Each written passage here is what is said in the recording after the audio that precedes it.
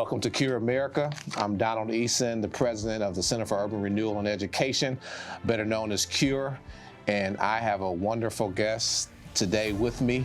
My guest today is Carrie, I want to say your last name right, Severino? Correct. All right. She's the president of JCN, an organization that is dedicated to strengthening liberty and justice in America. Carrie has also served as a law clerk to Supreme Court Justice Clarence Thomas and is also the co-author, along with Molly Hemingway, of the best-selling book, Justice on Trial: The Kavanaugh Confirmation and the Future of the Supreme Court. Carrie, I'd just like to say welcome to Cure America. Thank you. It's great to be here again. And I'm just ask you a few questions. I did a little research on you, and so I want to ask a couple of questions that I think our audience needs to know about, and I like to learn about as well. You've been engaged in the legal profession for it looks like almost 20 years, or? Yeah, just about. Okay. Right. 21 years since law school now. All right, excellent. And you've had some prominent positions. It looks like you've helped in the judicial confirmation and nomination process for some of the Supreme Court justices. Is that correct? Yeah, so I started out clerking for a couple different judges and okay. Justice Thomas, as you mentioned, and then ever since then have been working with JCN. So we do a lot of advocacy on Supreme Court nominations is kind of the real bread and butter. So that I've been here through Justice Kagan's confirmation, Justice Barrett, Justice Kavanaugh, Justice Gorsuch, all of these, Justice Jackson, all the more recent justices, but then also appellate judge nominations. We talk about state Supreme Courts, which is an issue a lot of people aren't aware of, how important those state Supreme Courts are and the kind of mischief that they can get into. Oh, yeah. Because not everything is there for the Supreme Court to correct. So, and then judicial selection in the states generally. So and then I do a lot of commentary on the Supreme Court and the cases each year as they come down, because having worked there, that gave me a perspective on how the system works, and just it gives you the ability to be able to read the cases and quickly break down what they mean and what the significance is. And I'm looking forward to discussing some of those cases with you this afternoon. And I just want to mention a few things. You mentioned the Supreme Court, how you work with that process, and you track the cases, and you work in areas of life, religious liberty, family policy, and several other topics. You're also, as we mentioned, a best-selling author. Can you tell us a little bit about your personal and professional journey and what made you choose this track for your career? Yeah, so it's interesting. When I went to, basically from kindergarten through almost the end of my undergraduate, I was on the pre-med track. I thought I wanted to be a doctor. My father was a doctor, and my mom was a nurse. I'm like, this is what I'm doing. And really what made me switch was when I started looking at medicine, I realized I wanted to have a career that was more flexible, because I knew I wanted to get married and have kids one day, and I didn't want something that that took 7 years more of education, and also something that didn't have the flexibility. Now, in retrospect, would I say law school is the best way to go for a family-friendly job? Probably not. I'm very grateful that I have found an opportunity within law that is very flexible. I work part-time. I can do things like this, on a need-to-do basis, and so most of the time I can do my work from home and talk with reporters, and nowadays even do TV from home. So it's turned out to be flexible in the way I've been able to use it. I thought I wanted to teach, again, for the reason of wanting something that had a little better family work balance. But it's very hard as a conservative to get hired in the legal academia. So once I started looking into that, realizing, gosh, if I want to get hired at any law school, I basically have to hide all of my conservative opinions. I can't write about anything that I really care about most deeply, because I'm going to be immediately kicked off of any potential list for tenure track hires. Right. So I was struggling with, well, what do I write stuff that I just is boring until I can get tenure somewhere? How am I going to balance this? And this job turned out to be a perfect fit. I think of it as sort of like being a law professor, in a sense that I'm still teaching. I'm out there explaining to people. It's a different audience. It's not law students. It's kind of the average American. and you have to do it in a much, I don't have a whole semester to explain the Supreme Court case to you. I probably have 5 minutes at most. But it's very gratifying to be able to help people understand what's going on with the courts and the importance of the judiciary, because it has a huge impact on everyone's lives, whether we know it or not. And it's something that is becoming a more well-known political issue for a long time. Even a lot of the politicians didn't really think that judicial nominations was that important, and so they didn't put the effort into choosing judges and selecting the right ones as much as they should have. And so this is, I think, that discovery and people coming to a better understanding of that is why we have the great original Supreme Court we have today. And I'm really grateful that I've been able to be part of that. Yeah, we have a great Supreme Court. And I want to ask you, how did you start JCN, or was it something that was in place already and you were blessed to find it?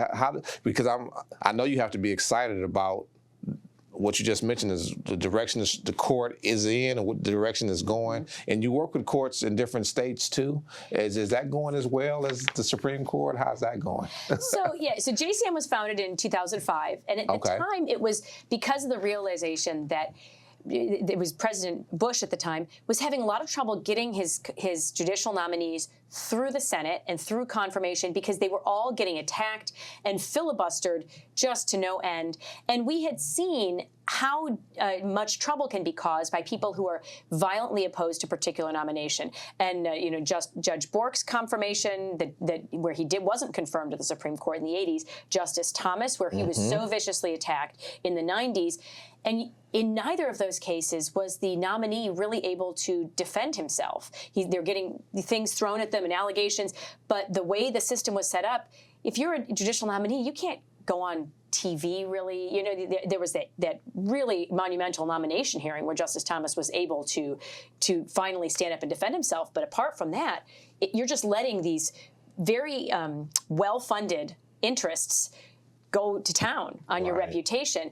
And we realized we couldn't let that happen again. So that's why JCN was founded, to make sure there was some outside group who was able to defend nominees against baseless accusations, whether it's about their judicial record or about their personal lives. And I'm glad that we've been able to do that. So we were there through Bush's term, and then through the Obama years, had to do a lot of work. Unfortunately, there weren't a lot of his nominees that I was really excited about defending, but raising those issues for people, and then also, as you said, keeping an eye on what's going on in the states. People don't realize, we hear justifiably about the U.S. Supreme Court. It's the highest court in the land. It's very important. But 90% of the cases that are decided aren't decided in federal courts. They're decided in your state courts. And a lot of people don't even know how their state courts are selected. I didn't know until I got into this job how my state's court was selected. Some states are elected. Some of them have partisan elections. Some of them it's technically nonpartisan, but most people kind of figure out who's on which side. Some states they're selected, like in Virginia, by the legislature. Some states the governor picks. Like in Florida, they get a panel of people chosen by a committee, and then they pick. In some states, the governor doesn't even really have a lot of control over who that panel is that picks their judges. Under what's called the Missouri Plan, it's often controlled by the state bar, and so the governor, who's the only person actually elected by the people in this, doesn't even have a lot of say in, other than picking out of a list that he's given of who's on that state Supreme Court. And so that has resulted in a very wide range of quality of courts. You've got some courts where you're going to get very good, solid, legally based decisions. You're going to have some courts. I think of the Wisconsin Supreme Court, for example, that just this term lost at the Supreme Court 9-0. It takes something to get on a big case like that. 9 justices saying your Supreme Court is wrong, and it was wrong so laughably because what they said was Catholic Charities does not qualify as a religious organization under Wisconsin law. So you kind of had to know when you go in, it's an organization that's run by the bishop and is doing, trying to do the Lord's work, helping people. And they said, well, you're not Catholic, you're not Catholic enough for us. And it's like, well, wow. you asked for that one. But so we want people to understand what's going on at their state levels as well, because you might live in a great state and you might live in a state where, like Wisconsin, where there's a little work to be done in terms of making sure there's judges that are putting the law first and not just trying to, run on their own personal politics. Well, and you mentioned that 90% of the cases are at the state level. Mm-hmm. How many cases that, I want to say this the correct way, that are presented or briefs to the mm-hmm. Supreme Court actually are heard? What percentage of those are heard? Because that tells us how many are actually decided at the state level versus actually making it all the way to the Supreme Court. Well, some of those 90% of the cases go to the state Supreme Court and then they just end there. Okay. And if that Catholic Charities decision hadn't had actual First Amendment religious freedom, U.S. constitutional kind of issues, then that just would have been, if they were just misinterpreting their own state law, that just stays there. And your only solution is to pass a new state law. So that's why it can be a big problem. So unless your state Supreme Court is bad enough that it's also violating the federal Constitution, they're going to be the last word on a lot of things. Okay. But even amongst those federal cases, which are a big deal, right? You have the trial court level, and then if you lose at the trial court level, you can appeal it to the appeals court level. But the vast, vast majority of cases end there and don't get to the Supreme Court. Okay. When I was clerking, and I think the numbers are probably about the same now, there were about 6,000 petitions, is what we call them, to the Supreme Court each year. Out of those, people who lost at the appeals court and said, I want one more layer of review on this. 6,000 different cases came up, and they took about 70. So it is really limited. It's you're going to get 99% of the cases are done at the appeals court level. That's another reason that we have to pay a lot of attention to who's in the Supreme Court, but we can't just stop there. We have to make sure the federal appellate judges are very solid. We have to make sure the federal district judges are doing the right thing, because we've seen that in a lot of ways in the Trump administration, where there's these district judges that get out over their skis, they're outraged about something the president does, and then they try to just slap on injunctions and temporary restraining orders that they don't really have the authority to do. So it's important at all levels that we have faithful judges who are just going to be trying to interpret the Constitution and the laws. Okay. So you guys, what you do is help with the nomination process, protect the nominees, or speak on their behalf where they can't speak. Like, because when I saw Clarence Thomas, his nomination, I was able to witness. I was a young man, and I was watching. I had never seen anything like it. And what you said is exactly when he was able to say a little bit. I think he called it a high-tech lynching. High-tech lynching, yeah. Yeah, and I had never seen that. I was like, wow, they are really coming after this nominee. And so I'm glad you're doing what you're doing.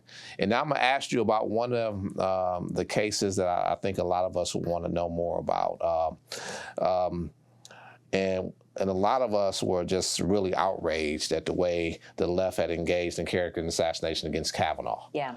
And can you just tell us about the role of that confirmation process and what prompted you and Molly Hemingway to write the book on it? Because that was unbelievable as well. Yeah, and I remember, when Justice Kavanaugh was nominated, remember, Justice Kennedy is the one who retired to make that seat. And Justice Kennedy, for decades, had been the swing vote on the court. Right. So we all knew, wow, this is going to be a really big issue, because there's so much at stake for who is going to be the next swing vote, who's going to replace Justice Kennedy.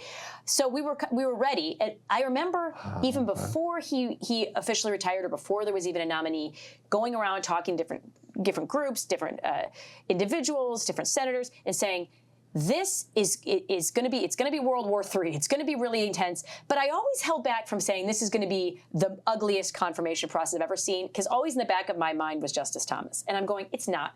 Nothing's going to be that ugly. Mm-hmm. I have to say, they went there.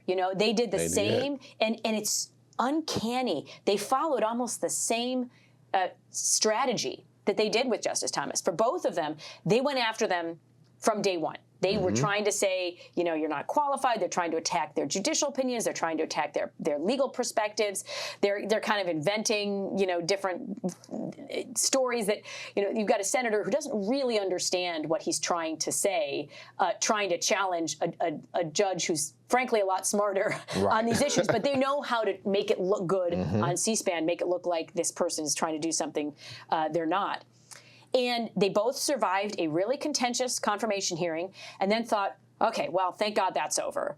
And then out of the woodwork comes an allegation. And in both cases, it was an allegation that people initially said, this is actually not credible. So the FBI looked at Anita Hill's allegations and said, this is not consistent. We don't think this deserves to be looked at. And Justice Thomas was told, hey, by the way, this thing is out there, but like it's not going anywhere. We know this is not real. And similarly with Justice Kavanaugh, we had Christine Blasey Ford, who made her allegations to Senator Feinstein, who is a stalwart liberal on the Judiciary Committee, and she basically deemed it not really worth following up on. Wow. And there's a lot of reasons, because there's no evidence she's ever even met Justice Kavanaugh. So, and then you had this thing that was leaked out at the last minute, right before they were supposed to actually be voted in, and without really giving them a chance to respond. And then, obviously, the whole hoopla of a second hearing where people are bringing in, all of these sordid allegations. And ultimately, both of them were vindicated. But I knew from watching the Thomas confirmation, when he had been confirmed, if you took, and America is all of us who are old enough to remember these hearings, remember everyone was watching. Oh, right? yeah. It was primetime TV. And when you took surveys right afterwards, 2-to-1, whether it was black, white, men or women, people said, I believe Justice Thomas in this, right? 2-to-1. If you took those numbers today, it would not be the same. And that's because the intervening 30 years, the left, we thought, great, we won this one, we can go home. No, because in the schools, in legal academia, in the media, they were just continued pounding a certain angle on that. And so the next generation didn't see the whole thing in real time. Right, okay. They were told a story about that has him every time as the bad guy. And we, having seen that happen for Justice Thomas, and I wasn't able to help out at that point. I was much too young, but thinking I want to be able to do for Justice Kavanaugh what I wasn't able to do for Justice Thomas, who I love and respect so much as a real mentor in my life. And we said, that history is written by the winners. We won this one. Right. We're going to write the history, because I knew there were people who had worked at the Washington Post, who had worked at the New York Times, who were part of lying about this story, who were getting ready to write the definitive book on the Kavanaugh confirmation. And I had people telling me who worked on the confirmation on the inside, I'm getting asked questions by these people. I don't trust them to tell the story as it is, because they weren't honest about it when it was happening. They were lying when they were part of the media. Now they're telling me I'm just putting another hat on and I'm going to do a neutral biography of what happened. I don't think so. Right. So Molly and I got together, and it was a great team, because she has all the journalistic experience. I was on the inside kind of watching this and had a lot of the connections with people who were working on the confirmation. And it was also great to have two people working on it, because we had to get that to print so fast, because we knew we had to be the first one out the gate. These other people are working on their stories. We want to make sure the truth is out there before they can twist it with their lies. And so we decided we were going to do this in November. We signed a contract in January, and we had to turn in our draft in March. Wow. And in the meantime, we interviewed 100 different people, from the president on down, senators, Supreme Court justices, all sorts of, and all the people who were involved in this process, because we wanted to have the real definitive story. And it was a fascinating whirlwind process. I learned so much about the art of interviewing from Molly, and the art of being a journalist, and having that, that approach to learning things. And, just also, I guess I never imagined myself writing a book going into this, but I had to learn pretty quickly, and it was a really fun process. And then to, get to finally get the truth out there was so satisfying. Well, you said you looked at being a teacher, so exactly. That is another way, right? Well, and I am so glad that you all wrote the book. I haven't had a chance to read it, so I'm gonna have to get an autographed copy of it from you. There you go. Or you got the audio book version. There's so many different ways to do it. I'm an audio book guy, so I'll pull that up. And our time is up here, but I want to ask you a question, because you said something that was really intriguing to me about getting your story out first. And so I want to talk about that in our next segment. So we're here with Carrie Severino of JCN, and we'll be right back with Cure America. Thank you for being with us. God birthed in my heart years ago to do this work of CURE, the Center for Urban Renewal and Education. We are incredibly privileged to have pastors from across the nation here for training and collaboration on solutions to help our communities. Freedom is never more than one generation away from extinction. It must be fought for.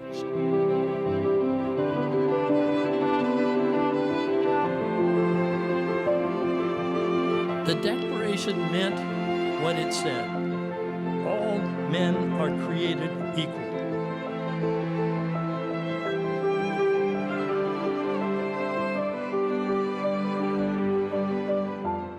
We're to awaken, train, and mobilize the church as a whole, but the historically Black church in particular, to end abortion in our communities. Every church needs to do everything it can to help be an educational hub. The crisis of the day is the sexual gone wrong, and it's going extraordinarily wrong. Us Christians are called to correct that by living the sexuality that God has given us. It was the church who created the idea of educating every boy and girl. The idea of public health care, guess where that came from? The church. And it was actually the church who was commissioned to do the work of charity. Guess who's actually robbed you a part of what it is that you're to do? It's government. And they failed miserably at it. They're not called to do it. Government is not God. Are we going to bow to government, or are we going to bow to God? Kids need to see that confidence that we have about the truth. We're not in doubt about who we are.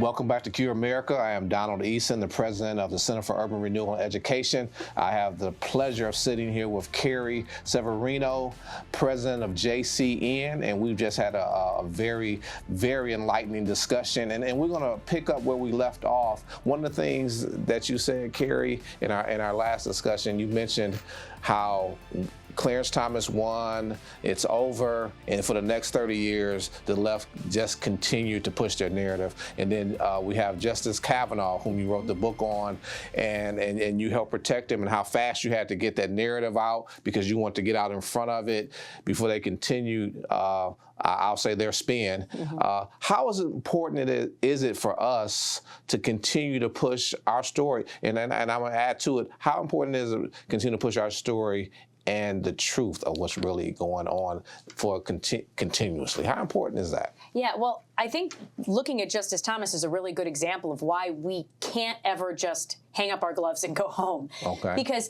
you know, you think, oh, great, he's confirmed, he's in lifetime tenure, we're done. And then, of course, they try to attack his legacy. You know, they're from day one. And if you haven't seen the movie Created Equal, it's outstanding. It's in his own words, and he talks about it. And they show some of the really racist attacks on him, saying, "Oh, he's Justice Scalia's lapdog, and he's just, you know, he doesn't really think for himself." When in fact, we now know the opposite is true. He was getting Justice Scalia to join his opinions, not more than the other way around.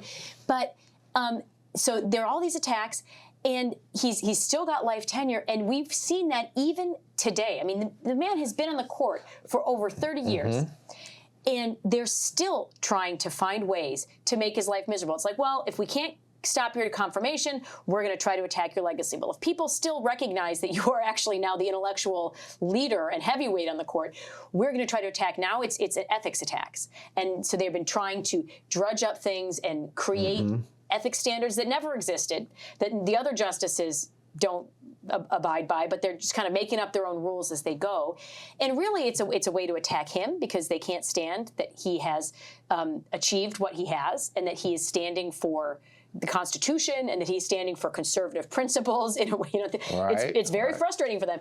They're going to keep going at him, and I think it also is a way that they attack the court itself. So if we don't have 5 votes in the court, they know they're down to 3 regular liberal votes on the court. That sometimes you can peel one person off or another, but it's not a good day for liberals in the Supreme Court, thank God.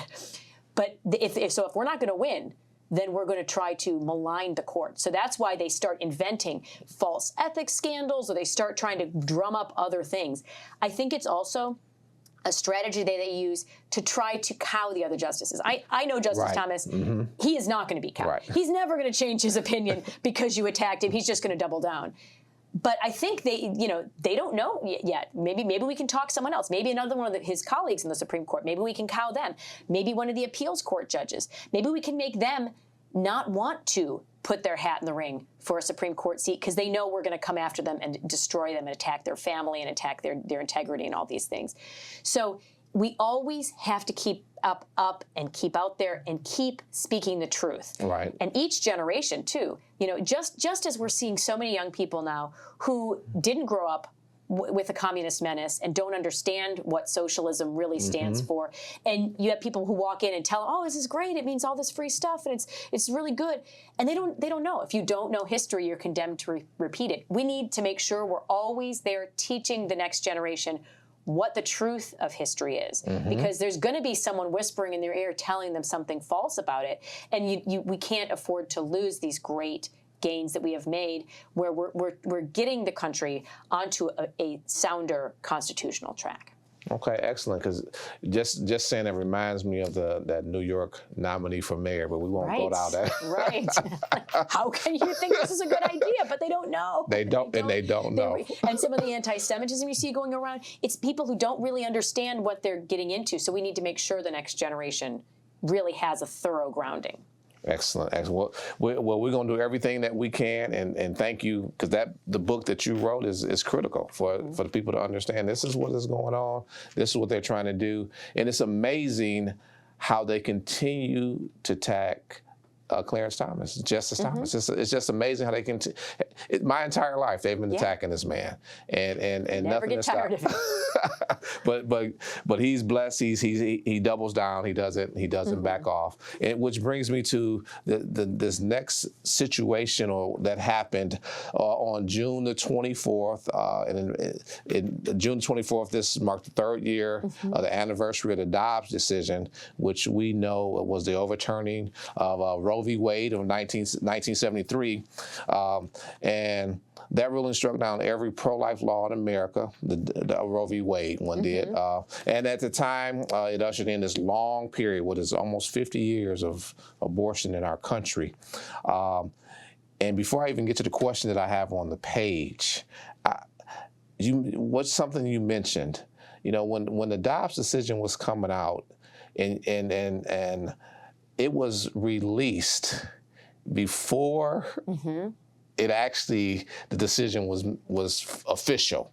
And do you think that was done going back to the idea if they think if they attack it early, they can get to the justices to change their mind? That going down that same line, you think? I think absolutely. I mean, that was absolutely shocking. And sometimes we get used to now, everywhere in government leaks, and you're getting a leak from the White House, you're getting a leak from Congress.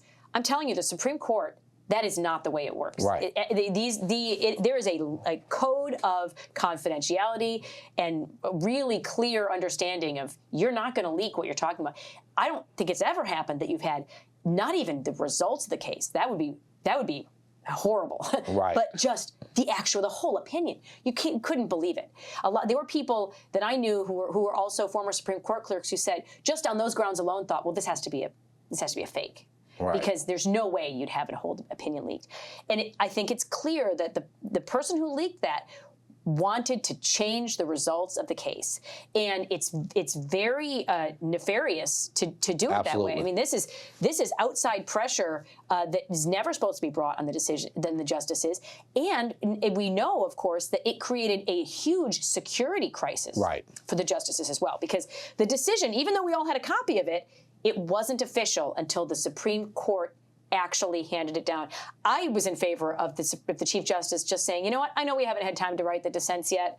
We're going to issue the decision as is today, and we'll send you the updated version with the other things later, because that would have just told the leaker, we're not playing this game. Right. You are not going to have, because the worst thing that could have happened was for that kind of an underhanded ploy to be perceived as successful. If they thought, wow, if they changed anything. And they only added a few things to respond to the dissents, and the decision was almost exactly the same. And I was glad when it finally came out in June, because it showed we're not going to be. We're not even going to bother editing any little thing. Maybe I like this line different. No. You need to know that you're not going to be able to have that effect. So I'm glad they did that. I wish we had found the leaker. I think that would have also sent a much stronger message.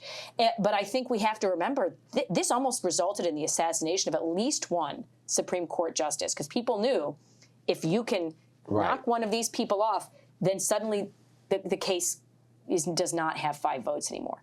That would have been a tragedy of just these constitutional proportions, because now suddenly it puts a target on all the justices' backs. So I'm gratified that hasn't happened again, but I do think this is part of a broader attempts to sully the integrity of the court.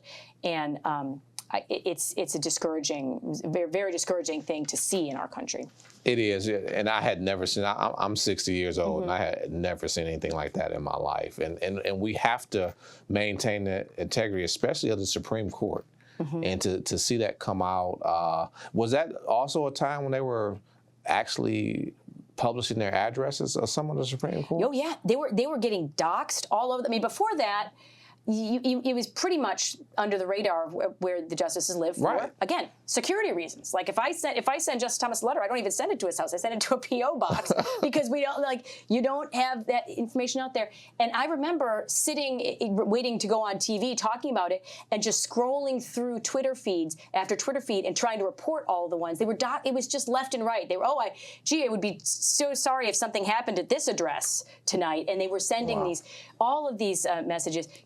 There were people, weekly protests at the justice's house, including Justices Kavanaugh and Barrett, who have school-aged children at home. Just for, I don't even remember, probably at least a year. I can't remember how long that went on. But it's very, discouraging to see.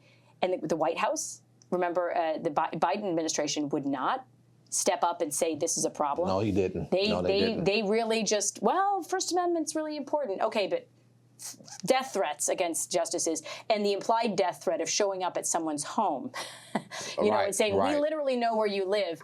That needed to be taken better care of than it was, so that we make sure that, and I want the justices on all sides. I don't want people threatening the liberals' houses either. Of course, they weren't doxxed to my knowledge, so I don't really know where they live. I don't remember. But we need to be having that level of respect for the justices as well, that we want to be able to defend these people who are spending their lives. Any of them, if they step down tomorrow, they could be making 5-10 times as much in a law firm. Right. This is someone who's devoting their life to public service. They've sacrificed a lot of privacy to be able to do that. They can't go out to eat. They can't go to a baseball game like you or I could. They have to have that security around them. But let's not make it, impossible to live any kind of life. And I think, unfortunately, there's some people who think maybe this will show them. Right. Well, and I'm glad that they do what they do, and I'm glad you do what you do, because where would we be as a country if we're out of order or chaos? Because that's what they're trying to really create. They're trying to create chaos in our judiciary, and so I'm glad, again, what you do, and I got a little off track on my question because I had to go down that track for a minute. But when we look at the Dobbs decision and the anniversary of it, and there was a case that was ruled in South Carolina, women and against Planned Parenthood, and the nation's largest abortion provider, which is Planned Parenthood, did not have any standing to challenge South Carolina's decision to exclude Planned Parenthood from the state's Medicaid program. Yeah. Can you tell us a little bit about, I think it's Mandina versus Planned Parenthood in the South Atlantic, and that decision on the pro-life, what's that's going to cause moving forward? Yeah, and it actually is even more interesting because now we've had, with the One Big Beautiful Bill, we have Planned Parenthood being Right. defunded federally, at least for a year, and maybe they'll be able to go back and do that some more. What South Carolina, and I think several other states are trying to do this as well, said, you know what, we don't want to be funding this as part of our state Medicaid program. Okay. So they defunded Planned Parenthood, which of course I'm sure the vast majority of their funding is coming from our tax dollars, right? Absolutely. And so they did that, and Planned Parenthood sued. What was so unique about this case, and honestly, it wasn't a legally challenging case, in my opinion. Okay. What was so unusual about it is that despite the fact that it wasn't legally challenged, they still ruled against Planned Parenthood. For so much of my time watching the court, there was something that I think it was Justice O'Connor who called it the abortion distortion, where you'd have, normally we treat the First Amendment this way. Oh, but suddenly it's an abortion clinic buffer zone case. We're going to do this different thing with the First Amendment when it comes to abortion. Well, here's how we normally deal with standing. Oh, yeah, but here it's an abortion provider that's trying to get standing. We're going to do something a little different. And so abortion didn't just distort things in Roe versus Wade and the notion of trying to read this right to privacy into the Constitution. It really distorted a lot of other areas of law where people were trying to just bend the law to make sure that these abortion behemoths like Planned Parenthood got special treatment. So what was so unusual about that case is, I said, finally the abortion distortion is dead. It just went away. They actually just applied the law as you normally would. And any other organization in their situation would not have been able to bring a third-party standing suit in this case. The Supreme Court doesn't like to invent the ability to sue under just any old law. But that was what Planned Parenthood was trying to do there. Just say, oh, well, we disagree with how this law is being carried out as opposed to us. We're just going to sue you for it. You can't do that unless Congress actually gives you a right to sue. Well, finally, Planned Parenthood had played by the same rules as everyone else, and that is a huge victory. Oh, that is huge, and you mentioned the big beautiful bill, one big beautiful bill, and I have something to ask you about that. When it comes to Planned Parenthood and Medicaid, they can no longer get Medicaid funding to Planned Parenthood, and Planned Parenthood is not mentioned in the big beautiful bill, but what is mentioned is abortion providers cannot receive that kind of funding. So of course it's going to affect the South Carolina case. And when we look at the one big beautiful bill, I know we tried to get 10 years out of it, and we only were able to get one. How do you see that fight moving forward with Planned Parenthood in particular? Well, this goes beyond my expertise in the judicial thing. My understanding, and this is often the case in a lot of questions. There's a lot of Senate procedure that goes into why it's 1 versus 10. I mean, with the mechanism that they were using to pass this bill, they could only get 1 year in. So it wasn't even a matter of how many votes they had. It's just, you know what, you can only do one year with this type of a bill that they were passing. So I think that's where people have to realize, and it falls into the same category of great. This is a victory for the pro-life movement, but they shouldn't assume that this is the one victory forever, right? You always have to keep fighting, because if the other side keeps fighting, that's what you have to do too. Well, it goes back to one of our earlier questions. We can't quit. We have a win. We have to take full advantage of it and keep fighting. I mean, we had to fight 50 years to get the Dobbs decision. And so we have to continue to fight to save lives in this country. Another question I have for you, the Supreme Court they upheld religious freedom and parental rights when it was ruled in the Parents versus Montgomery County here in Maryland. And what they did in that particular case, they had storybooks they were using for LGBTQ curriculum, and they weren't letting parents opt out. And from what I read about it, they weren't letting parents opt out because they said they wouldn't have enough kids in class, which is amazing. After everyone opts out. And so they fought against that. And can you tell us about that case and what it means for religious liberty and parental rights? Yeah, I mean, that was one of the exciting, great wins right at the end of the term that we had. This was a term that had a lot of cases, I think, that defended children's rights. And this is one of them. Obviously, in this case, children through their parents.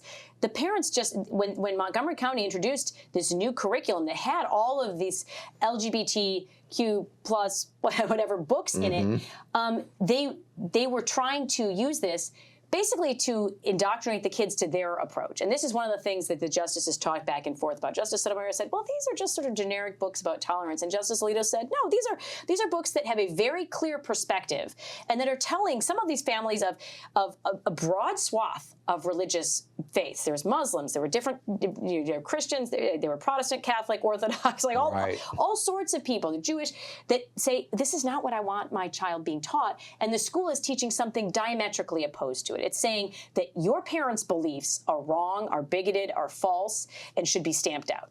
And that's obviously something that most of the parents did want to opt their children out of. And maybe Montgomery County should have taken that as a hint, that this is not the direction we want to go. But unfortunately, they went into the idea of that so many elites do, which is, well, we know better. Those poor parents, they don't understand. We know better how to raise their children than they do. So it was a real win for the court saying, nope, the parents actually do have that primary ability to decide how their children are educated. Yes, it's a public school, but it's also, it's a public school funded by our tax dollars. Absolutely. Who are the people that are paying for your school? Who are the citizens that you're supposed to be serving by the school? You know, Montgomery County can still have its curriculum, but they now have to alert the parents to what's in that curriculum, and the parents have to be given an opportunity to opt out. This is a huge win because, you know, unfortunately, you had Justice Jackson was saying, well, they can just homeschool their kids. They can just send them to private school. I'm sorry, not everyone can. No, everybody not can't everyone has the resources, Right. the time, the ability to do that. And we should be able to have public schools that are safe places to use some of their own language, that people can go and not have their religious beliefs attacked. So I think that was a huge win. Maybe there's some, we want to talk about some of the other ones too that were big wins for children. The Texas case. Please do. Yeah, absolutely. Yeah, there was a case coming out of Texas dealing with internet pornography. Okay. And there were adults that were saying, we don't want to have to go through the hoops to verify our age because that just gets in the way of my, I guess, free and easy consumption of porn.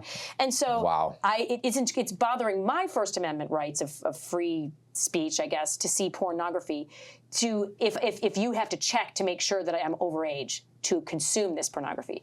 Texas said, we have a compelling interest in protecting our youth. Even if the adults do, under our current First Amendment precedents, even if they do have a right to view this, children don't. In fact, states have a duty to protect the children. Absolutely. The Supreme Court did a great job there because they didn't even just, all they had to say with this type of law was that the state has an important interest, which of course they do, but they went even farther and they said, no, the state even has a compelling interest in protecting the youth from internet pornography. And I think that was great because then even if you had another case where someone said, well, we need to have a higher level of scrutiny, the court's already been there and done that. They said, nope, this is a compelling interest for a state to be able to protect the children.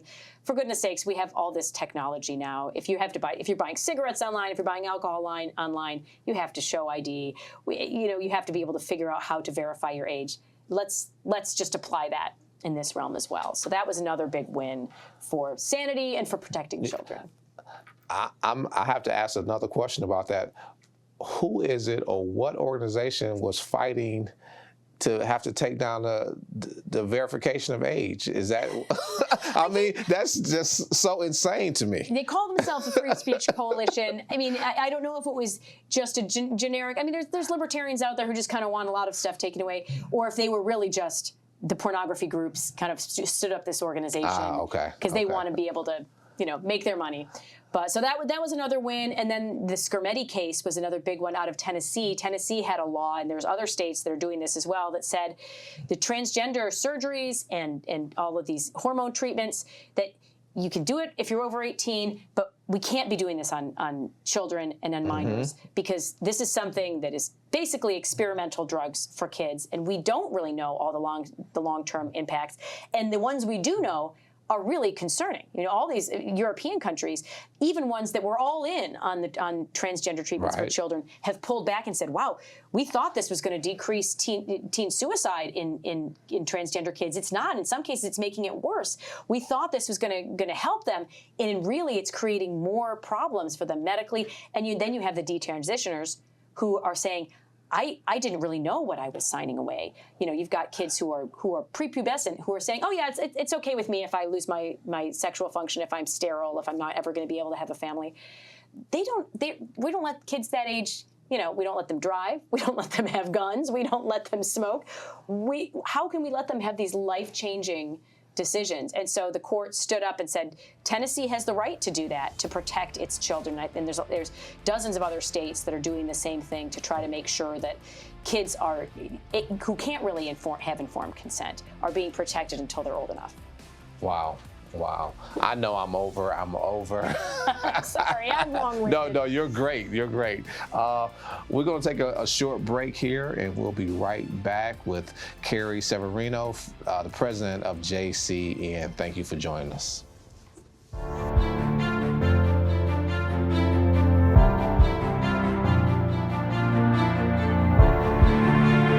Welcome back to Cure America. I am again Donald Easton, the president of CURE, the Center for Urban Renewal and Education. And we're going to continue our discussion with Carrie Severino, president of JCN. And we left off talking about the Scarametti case. Yeah.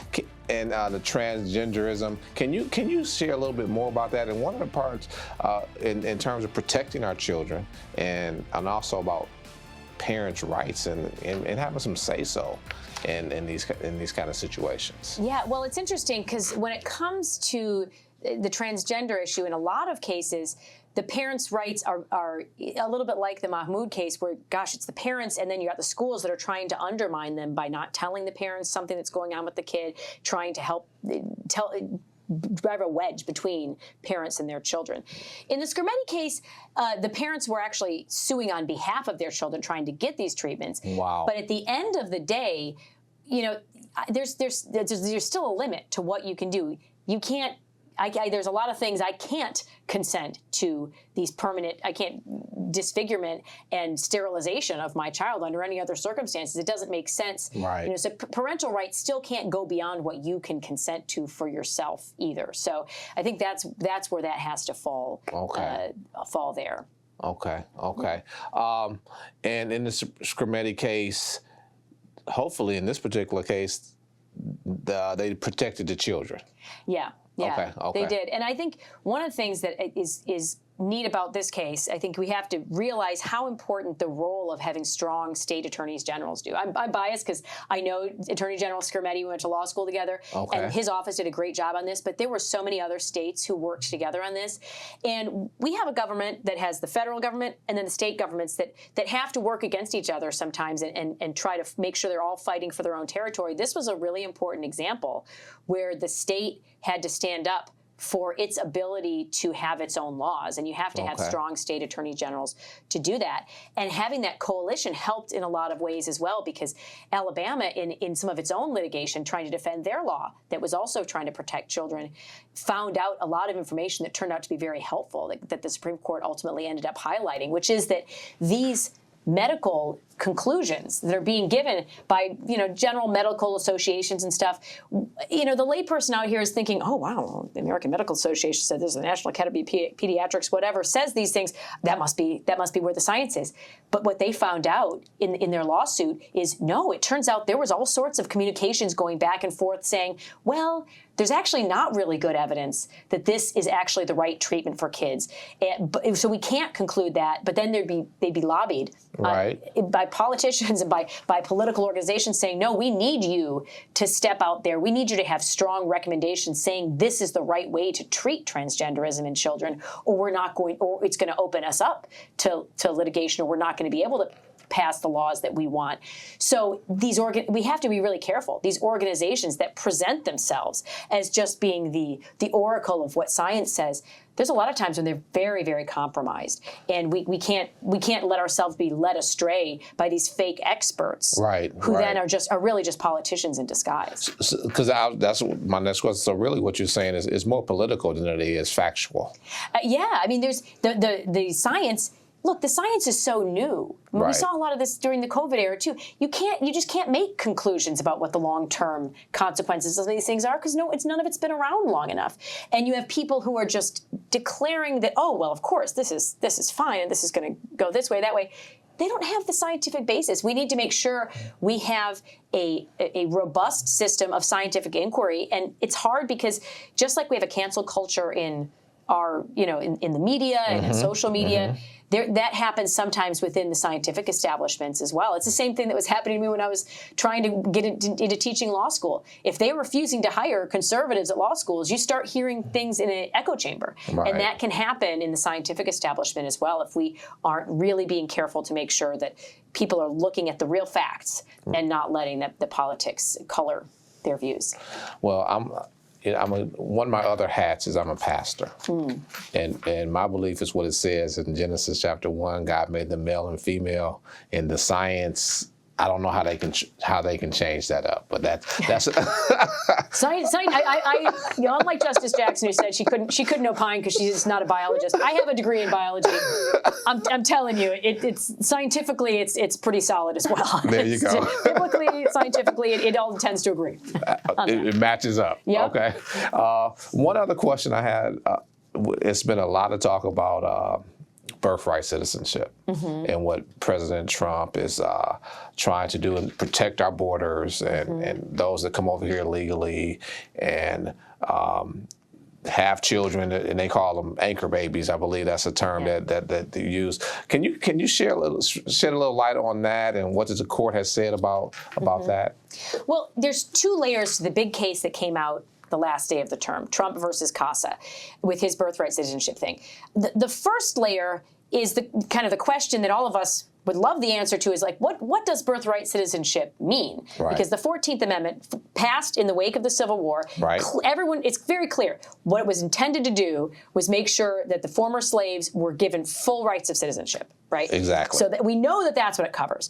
But it's actually on the edges, and we know that historically, people have assumed that, oh, okay, anyone born here, no questions asked, whatever their parentage, is probably a U.S. citizen, except maybe children of diplomats, or if you have, I suppose, if you have an invading army, which thank God we have not had a lot of invading armies in this country, and they bring pregnant women with them. I don't know why you do that, but anyway, and they give birth, they're not citizens.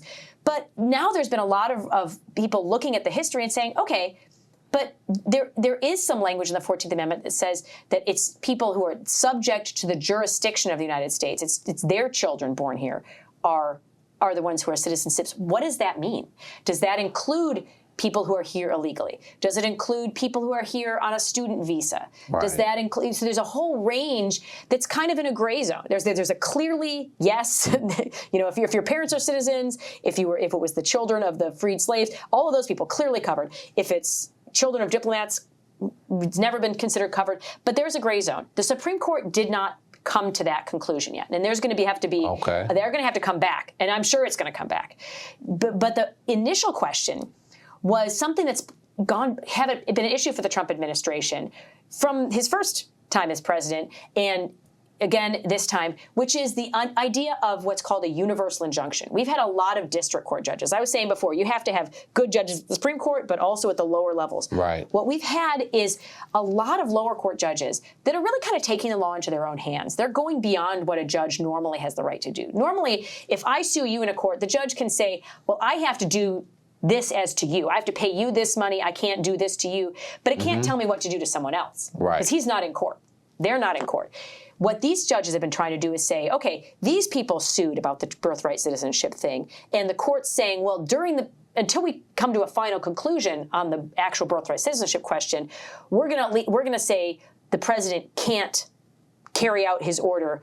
You would normally say as to the people in this case. What they said is he can't carry out that order at all, anywhere. And that just goes way beyond. That's scary. Yeah, that it is. This is saying, and Justice Barrett said in her opinion, like if you have to be careful. You don't want an imperial president, but what you're asking for here is an imperial judiciary. You can't have judges that are just saying, nope, the president can't do anything. And just a few days ago, the Supreme Court, or just yesterday, I guess, the Supreme Court came down with another opinion that had a similar flavor to it, which was had to do with the reduction in staff. The president's trying to pare down the federal government. It's so bloated, so expensive, right? And there was a district judge that just said, nope, can't do it. They haven't even come up with the plans of how they're going to do it yet. He just has an order saying all the agencies need to try to give me a plan. And it says, give me a plan that's consistent with law. It's not saying, just fire every third person randomly. He wants them to do it in accordance with the law. And they haven't. The judge didn't even give him a chance to try. They said, you can't make the plans. We're just full stop going to say you can't even do this. So it's taking some time even for that decision from the Supreme Court where they said, you can't have these universal injunctions. You have to just keep yourself cabined into what the decision is before you. And in this case, it was 8-1. So again, you're getting some really liberal justices who are saying, we don't love the Trump administration, but even we can see this district judge is way out over her skis. We're not going to go that far. So I think this is a really good sign. The Supreme Court, I think for a long time was trying to, let's hold all these guys, let's just all get along, let the courts do their thing, let the president do his thing. And it's becoming clearer and clearer that there's certain judges that really are very intransigent and are not behaving in a really legal way. This happened. We were talking about the Planned Parenthood funding. There was a judge that just Congress passes the bill, the president signs it, and without even deigning to give us an opinion, no opinion, just said, nope, you can't enforce that right yet. So I mean, it's these judges are getting. Some of them are getting very. It's not every judge. Thankfully, it's not most judges, but unfortunately. There are judges that are strategically having cases brought to them who really seem to be so concerned, upset about the Trump administration that they're not following the regular legal procedures. And I'm glad to see the Supreme Court is pushing back on that.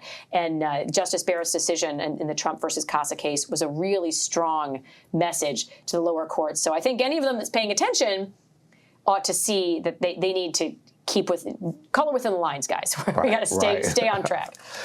Let me ask this final question.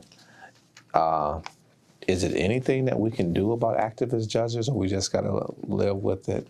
Can we impeach them at all? Is that anything that's possible? I'm just curious. I mean, look, impeachment is a constitutional provision, but has really been reserved to cases where you've got a judge that is, clearly corrupt. They're taking bribes for their things. They've been involved in serious felonies, things like that. The fact of the matter is, what we have is judges who, by and large, are going to serve for life. So, folks, when you see that people are being voted on for the judiciary, this is a really big deal. This is not, just, it's another judge. There are huge consequences to that. And, people like to say elections have consequences. And so who you elect as president is going to be the kind of nominees you are going to get. And that is absolutely true. But it goes even farther than that. The Senate has to confirm these nominees. Right. And so you can have the president who has the best of intentions, wanting to get the best judges out there. And if they don't have 50 votes to get a judge confirmed, you're not going to get a judge who's better than the 50th senator.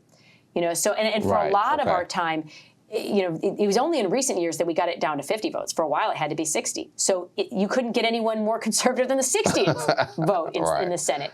So when you go to the ballot box to elect your senator, think, what kind of judges is this person going to be confirming? Because that's going to be the future of the country. The president will be out in 4 years. The senator, maybe it'll be a little longer, but they're going eventually. This Supreme Court justice, decades. They'll be there for life. So it's really important at every level that the citizenry is involved and know what's going on in either their state or even at the federal level, because it's going to affect all of us. Well, Carrie, thank you so much for being here. I've been enlightened and educated on this process. I'm still a teacher. and I really appreciate it. Do you have a website that people can go to and find out at least the judges that you all may be supporting or looking at? Is that something like that? Our website is judicialnetwork.com, so you can go there. I'm on X, formerly Twitter, at JCN Severino, or Judicial Network is our organizational handle. So I'm often writing there about kind of updates on whatever has just come down, whether it's nominations or whether it's the Supreme Court or things like that. And then I often blog at National Review Online's Bench Memos blog. So, as well as other places. Okay. All sorts of stuff. Excellent. Well, thank you again so much. You can find Carrie on X. You can find her at JCN.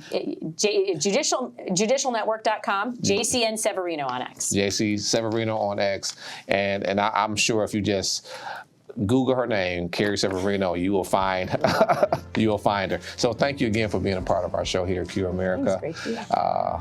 We definitely have enjoyed it. Thank you so much. And again, I am Donald Easton, the president of Cure. We want to thank you for tuning in with us, and we hope to see you next time. And we close out the same way as always. It's not a man who directs his own footsteps. In all your ways, acknowledge him, and he will direct your paths. Thank you for being with us.